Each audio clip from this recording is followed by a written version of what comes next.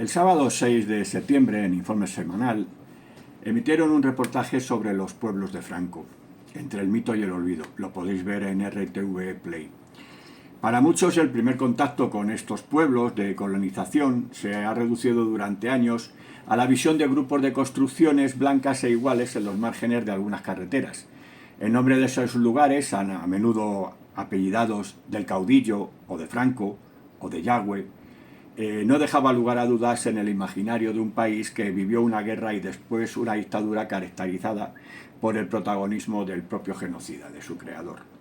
La historia podría comenzar viendo de cerca los edificios y diseños para nuevos pueblos que realizó el arquitecto madrileño José Luis Fernández del Amo a partir de los años 50.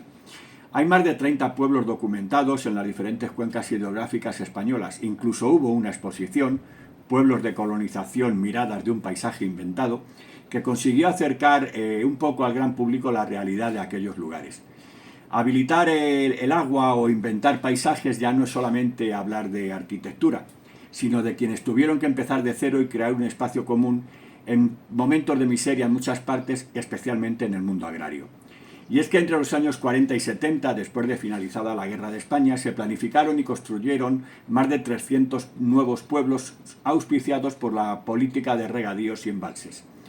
Considerada por algunos como la segunda gran migración interior del siglo XX en España, la idea de construir regadíos en las tierras de secano no la inventó Franco, ni tampoco el Instituto Nacional de Colonización, creado a finales de 1939 para organizar la nueva política agraria franquista. Ya en el siglo XIX se empezó a plantear la necesidad de cambios en el campo y la Segunda República quiso llevar a cabo su propia política hidrológica y de colonización, pero en su caso la tierra estaba en manos de los latifundistas y no del Estado. Los mal llamados colonos de Franco no obtuvieron nada gratis.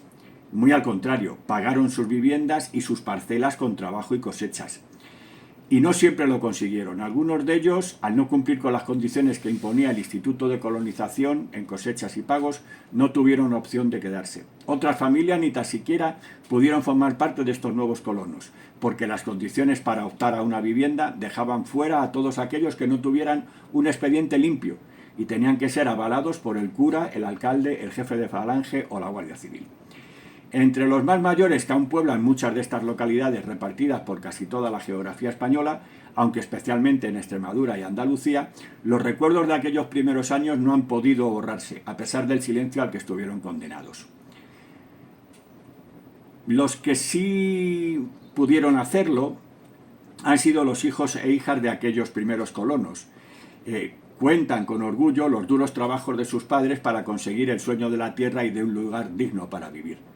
Y si el trabajo de las mujeres sigue siendo aún un asunto pendiente para reivindicar en la historia, el papel que tuvieron en la creación y el mantenimiento de estos pueblos y comunidades podría llenar cientos de páginas. Mujeres de campo, anónimas, madres valientes y solidarias, sin cuya contribución probablemente los pueblos de colonización no se hubieran mantenido vivos.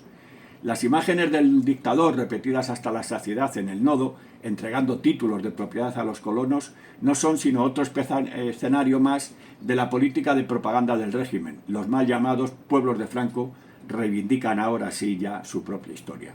Os leo en comentarios.